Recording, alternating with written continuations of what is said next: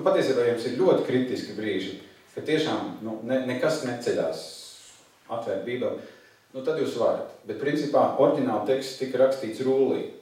Jā, rullis. Ja jūs paņemat rulli rokā, rullis uzšķirās cik plati? Roku platumā. Jā. Tas nozīmē, ka Dievs nekad nevar atklāt no ruļļa beigām. Jā. Jo viņš var atklāt tikai no ruļļa sākuma. Jesajas grāmatas rullis ir 7,2 metri bijis. Jā. Man labākā gadījumā varētu kādi pāris metri būt tas izrāviens. Jā. Bet iedomājieties, cik Dievam ir grūti sev atklāt mums kaut ko no savu vārdiem, mēs tikai uzšķiram, ja paritinam rulli. Tā kā mans iedrošinājums lasiet visu Bībeli un tās grūtās raksturvietas, vienkārši lasiet, domājot par to vīru, kas piecīdās koncerta beigās un uzsit. Jā. Ja jūs zinat, ka koncerts vismaz tam vīram drīz beigsies. Jā. Un tad jūs varēsiet lasīt arī tās raksturvietas, kas jums ļoti patīk. Otra lieta, ko mēs redzam no Bībeles, ka Dievs runā, lai veidot attiecības. Bībele ir grāmata, kas mums palīdz veidot attiecības ar Dievu. Iedomājieties, ja jums būtu automašīna jauna, Japāņu, un jūs tagad veltītu lielu laiku, lai lasītu instrukciju, jo katrai mašīnai arī nāk instrukcija. Un jūs lasītu, un jūs pasvītrot ar flomasteru, un varbūt jūs pat izgrieztu kādus īpašus citātus un uzliktu uz leduskapa par šo mašīnu. Bet jūs nekad tajā mašīnā nekāptu iekšā un nekad ar viņu nebrauktu. Jums būtu draugi, kas teiktu, ka labāk tomēr par Japāņu mašīnu instrukciju lasīt Japāņu valodā, un jūs iemācītos Japāņu valodu un lasītu instrukciju Japāņu valodā, bet nekad neiekāptu mašīnu. Un šī ilustrācija nav nekas cits, kā stāsts par šo. Jā, ļoti daudz cilvēku lasa Bībeli tā apmēram, tu zini, tur baigi labās lietas ir rakstīts iekšā, bet viņi nekad tās lietas neizgaršo savā dzīvē. Ja es gribu teikt tā, starp Dievu un viņiem un Bībeli nav nekāda kopsakrība. Apmēram tā no sērijas, šodien baznīcā tas ir jālasa, tad lasīsim. Jā. Ko mēs tur lasījām, es nezinu. Jā. Kaut kas bija.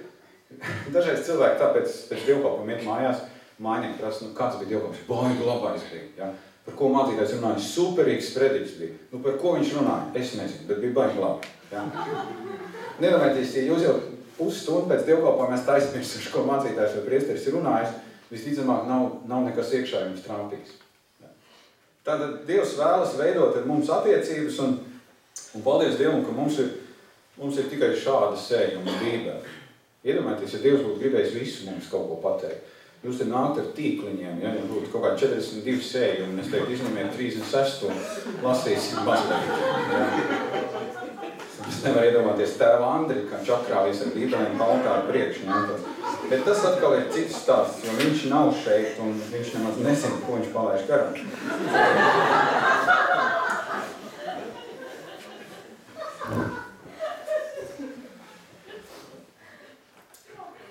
Šis alfa kurs ir smieklīgāks, kā visi iepriekšēji, kas šeit ir bijuši. Es absolūti neko citu nestāstu, kā es citās kursos stāstu. Bet labi, es pieņemšu, ka ir vēls vakars un ka jūs tuvojas februāra beigas un vēl sasim kas. Ja? Bībele nav tāda grāmata, ka mēs lasot Bībeli vienmēr atradīsim norādes, kā mums dzīvot. Jo dažreiz cilvēki lasot Bībeli, viņiem šķiet, tagad man Dievs pateiks, precēties vai neprecēties. Es zinu, ka viens cilvēks teica, man Dievs teica, lai šķiros, lasot Bībeli. Es teicu, no vienas puses ir balsos, ka nebūs laulība pārkā, bet kā tad Dievs tev lika šķirties? Viņš saka, uzšķīrās raksturvieti, nes papīrus uz tiesu brīdis.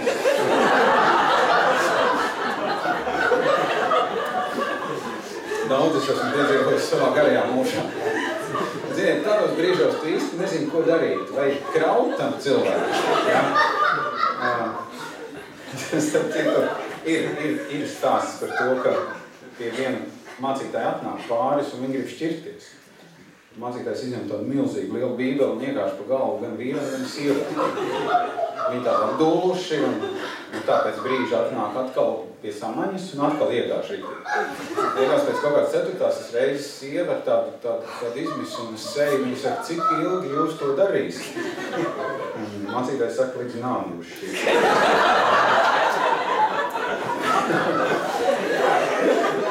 Es nekad neesmu šādu metodu praktizējis. Es nedomāju, ka tā būtu ļoti ētiska metoda. Bet ja nu vienīgais veids, kā šķirties, ir līdz nav jums šķirs, tad mācītājiem nav cik tiesa. Kad mēs lasām Bībeli, tad ir vairāk veidi, kā mēs varam lasīt Bībeli. Viens, ko es parasti saku, ir mēģināt izlasīt Bībeli no putna lidojuma. Paņemiet vienkārši, piemēram, Mateja evaņģēliju un izlasiet vienā vakarā visu.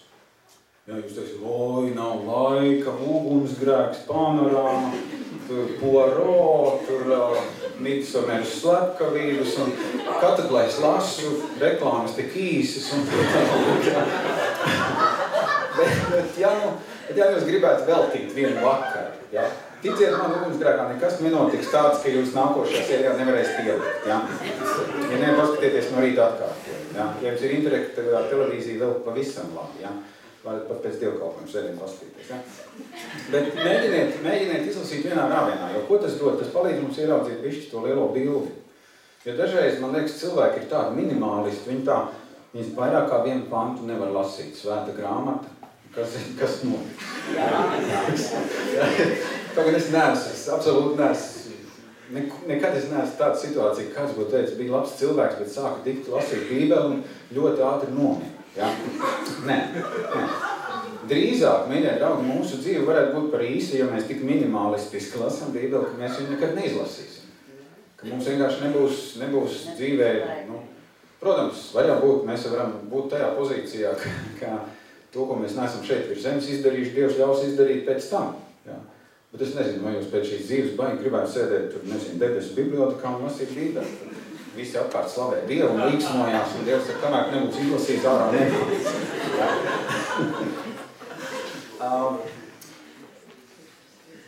Vai jums droši vien liekas, ka es esmu ļoti nenopietns cilvēks?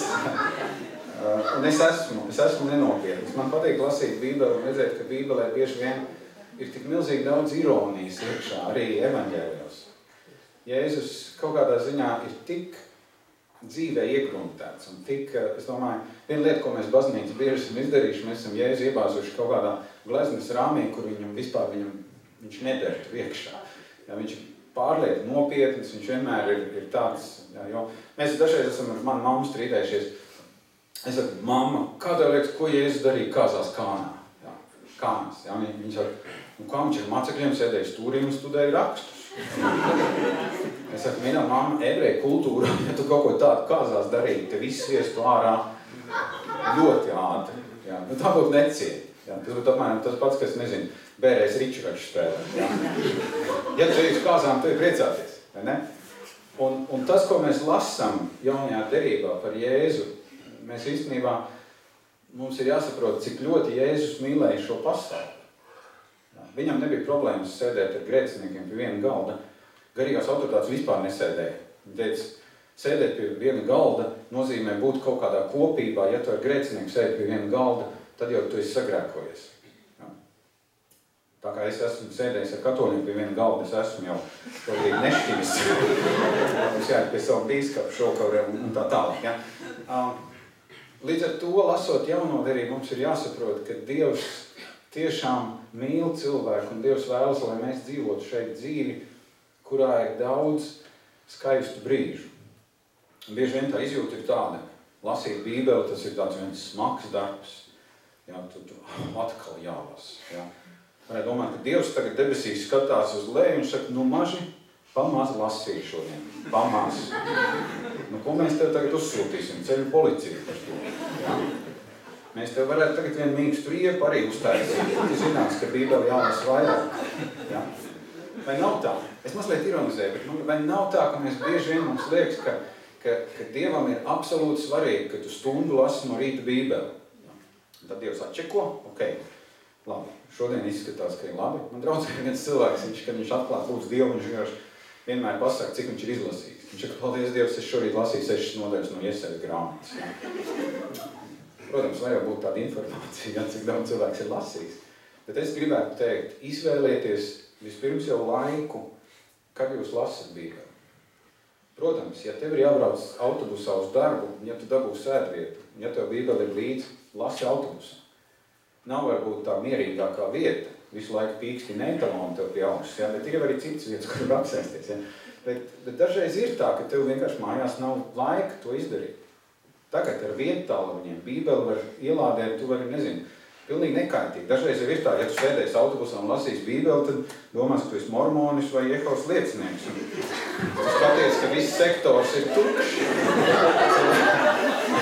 Otrā pusē saspiedušies. Tu viens pats sēd un lasi Bībeli. Ja? Nedod Dievs, kad kādam uzdod jautājumus. Ja? Bet laiks ir ļoti svarīgs, un tikpat svarīgi ir arī vieta. Ja? Protams, ja tu esi rīta cilvēks, tad tu droši vien lasīsi Bībeli no rīta. Ja tu esi pūce, mēģini lasīt, pirms tu neesi atslēdzies. Bet man dažreiz cilvēki ir teikuši, es pamožos un man Bībeli nospiedusies uz sejas. Ja? Tā kā tu esi lasījis, tu esi nokritis un aizmirsis. Ja? Atrodiet kaut 10 minūtes savā noslogotajā ikdienā, ka es varu palasīt Bībeli. Kas ir svarīgi lasot Bībeli? Ir būtiski, ka mēs darām to ar lūkšanu sirdī. Ka mēs sakam, Dievs runā uz mani, es gribu kaut ko no tevis dabūt. Un var gadīties, ka Dievs atklās kaut ko tādu, kas būs tikai man. Varbūt tā rakstvieta runās par kaut ko citu, bet Dievs būs atklājis to tieši man. Un tas man būs stiprinājums vai iedrošinājums. Kad mēs lasam Bībeli, mēģina izmantot mieram tuvu. Kaut gan, es teikšu tā, mīļai katoļi un topošie katoļi, visticamāk, ja? Ja jūs lasat tikai mieram tuvu, ar to ir par maz. Mieram tuvu ir tikai liturģiskie baznīcas lasījumi un Bībeles lasījumi. Mieram tuvu nesatur visu Bībeli. Līdz ar to lasiet mieram tuvu, kas ir ļoti svarīgi, tas ir disciplinējoši. Jo mēs īstenībā esam ļoti nedisciplinēti radījumi. Ir daži indivīdi, kas ir vairāk disciplinēti kā citi, kuriem Dievs tā kā ir iedevis trīskārši un citiem nemaz, bet principā mums vajag kaut kādu sistēmu. Mums vajag kaut kādu sistēmu, kur mēs lasām Bībeli. Man mieram tuvu ir datorā, tur, kad es atveru savu tīmekļa programmu, man viņš tur ir numur 2. Ja? Man ir Bībeles biedrības lapa un otrais ir mieram tuvu.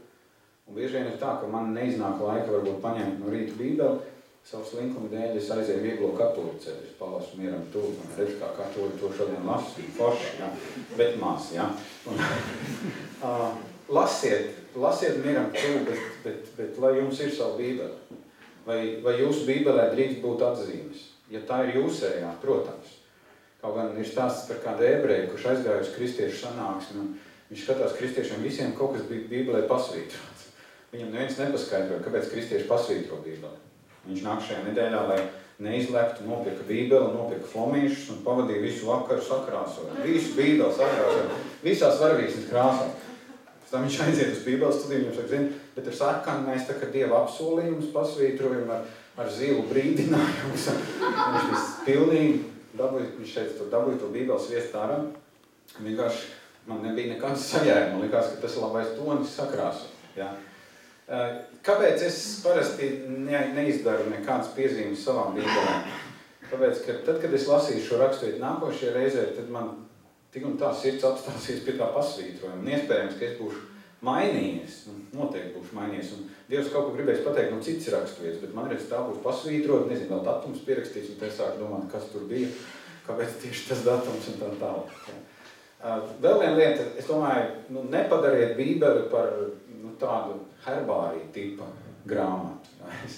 Reiz viens kolēģis, mēs braucām ekskursijā, un šim nokrīt Bībeli zemē, un izkrīt visādas lapiņas, ne tik daudz tur sapresēts ozolapiņas, bet visādas kvītis, visādas tur, nezinu, par baznīcas nodokli vai par apsēklošanu, kas tur nelasēt. Ja, bet nepadariet Bībeli. Ir forši, ka Bībelē ir 1 vai 2 grāmatzīmes. Tas viss ir normāli. Ja. Man ir tā, ka tā Bībele, no kuras es sludinu, man viņa ļoti bieži krīt no vākiem mājā. Un tur mums blakus baznīcai grāmata draugs, un es to Bībeli ik pa brīdim stiepju, lai atkal iesiem. Ja. Es tagad saku tam vīram, es saku, kaut kā jums tie vāki neturās manai Bībelē. Viņš saka, ko jūs viņā liekat iekšā šajā Bībelē? Es saku, kā svētdienās dievkalpojuma programmas, prediķis, tur ziņojumi, aizlūguma lapiņas. Viņš saka, nevajag nogruzīt Bībeli ar visām nevajadzīgām lietām. Jā. Tā kā tas atkal ir jautājums par to, kas man ir Bībele. Un vēl viena lieta, ko es gribu sacīt, kad jūs lasat Bībeli, tad lasiet tā, ka to var redzēt, ka jūs esat lasījuši. Te es nedomāju ar pankūkainām rokām. Jā. Bet ja tu Bībeli lasi, tad nodilst šī daļa. Jā. Tāpēc pēciet tādas Bībeles, kur ir baltas maliņas, un tad parādiet priesteriem, kā jūs lasat. Bet, protams, var jau arī nosmērēt kaut kur, nevis vienkārši paņēma. Tā nē. Bet lasiet Bībeli tā, lai Bībeli tiešām krīt no vakiem ārā. Ne tāpēc, ka vienkārši kādam ir jāpierāda, bet tāpēc, ka jūs tas uzrunā. Ka tas ir kaut kas tāds ļoti jauks. Kad mēs lasām Bībeli, tad mums vajadzētu varbūt uzdot šos 3 jautājumus, kas šeit ir grāmatiņā. Kas tekstā ir teikts, ko tas nozīmē un kā tas ir piemērojams manai dzīvei. Jo sāciet ar to, ka jūs vienkārši novērojat tekstu.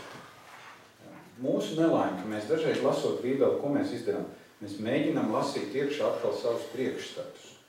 Bet vērojiet tekstu. Vērojiet kaut vai jūs lasat par Jēzu pie Galilejas ezera pēc augšām celšanās.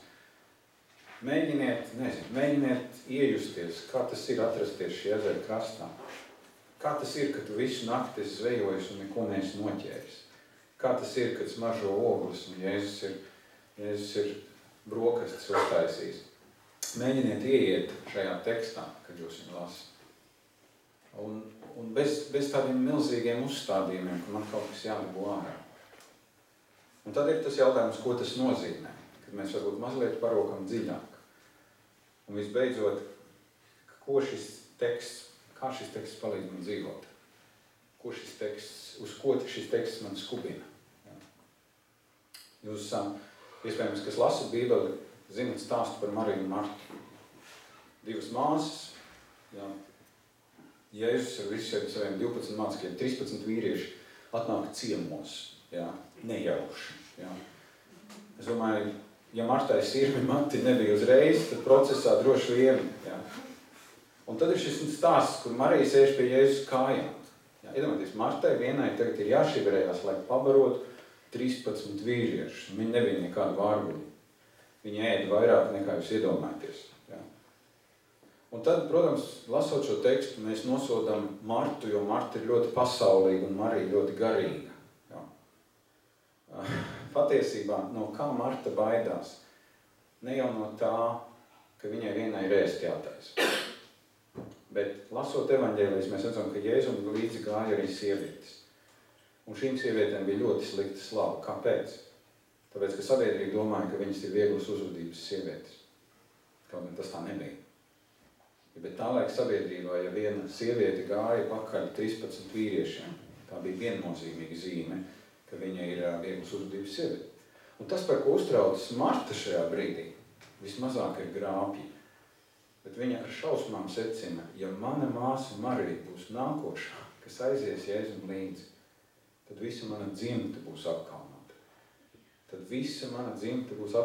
visās malās runās, ka mana dzimta ir slikta. Bieži vien lasot tekstu, mēs to nevaram ieraudzīt, un tāpēc ir labi varbūt arī, ka mums ir blakus dažādi palīglīdzekļi, enciklopēdijas, komentāri. Piemēram, stāsts par pazudušo dēlu. Tēvs sevi pazemo šī dēla priekšā vismaz 2 reizes. Pirmajā reizē, kad viņš pārdod zemi. Zeme ebrejiem bija tik svēta, ka viņi tikai nodeva mantojumu. Lai iedotu jaunākajam dēlam mantojumu, tēvam ir jāpārdod zemi. Viņam nebija bankas kontā nauda. Milzīgs pazemojums. Cievis to nav aizmirsis. Un tad, kad dēls nāk atpakaļ, tad tēvs viņam skrien pretī. Vīrieši pusmūžā tajā sabiedrībā nekad neskrēja. Kāpēc? Tāpēc, ka skrienot varēja atklāties viņu ceļgalu, un tas bija ļoti piedausīgi. Ja? Mēs domājam, ka šodien vispār emocijas, ja? Skrien vīri tur sporta tērpā, ja? Tur redz kājas daudz augstāk nekā vajadzētu. Ja? Un kāpēc tēvs skrien dēlu pretī? Tāpēc, ka viņam ir svarīgi satikt savu dēlu pirms ciemu iedzīvotāji. Viņi ir nomētājuši ar akmeņiem. Jo ciemu iedzīvotāji neko nav aizmirsuši no tā, ko šis dēls izdarījis savam tēvam. Un tad mums ir jādomā par to, cik fantastiski ir Dieva mīlestība uz mums. un cik tālu un cik daudz Dievs ir gatavs pazemoties, lai mūs izglābtu. Un tā ir tā priecīgā un cerīgā vēsts, par ko mēs lasām šajā grāmatā. Un tāpēc mans iedrošinājums jums, ja jūs nesat tā nopietni Bībeli sākuši lasīt, pamēģiniet. Neuztaisiet tādus milzīgus mērķus, izlasīšu Bībeli 1 gadu laikā. Un tad kaut kur, nezinu, janvārī sāk un marta beigās jau esat tuvu nāvei uz slimnīcā. Dievs nevēlās, lai mēs uzliktu sev kaut kādas nastas. Bet tas, ko Dievs vēlas, lai mēs iegaršotu un izgaršotu viņu vārdu. Lai viņu vārds būtu ne tik daudz šeit uz papīra, kā tas ir ierakstīts mūsu sirdīs. Paldies jums, ka jūs man šajā vakarā aicinājāt, lai jums ir auglīgs un svētīgs pārādes.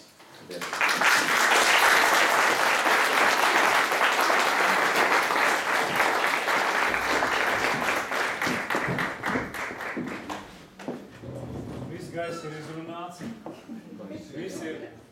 Jūs jau tāpatām varēja redzēt, mēs visi klausījāmies elpu aizturot, lai tikai neizalpotu visu gaisu.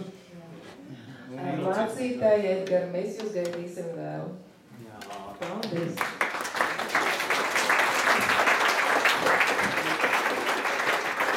Tad vienu dziesmu vēl, ļoti zinām.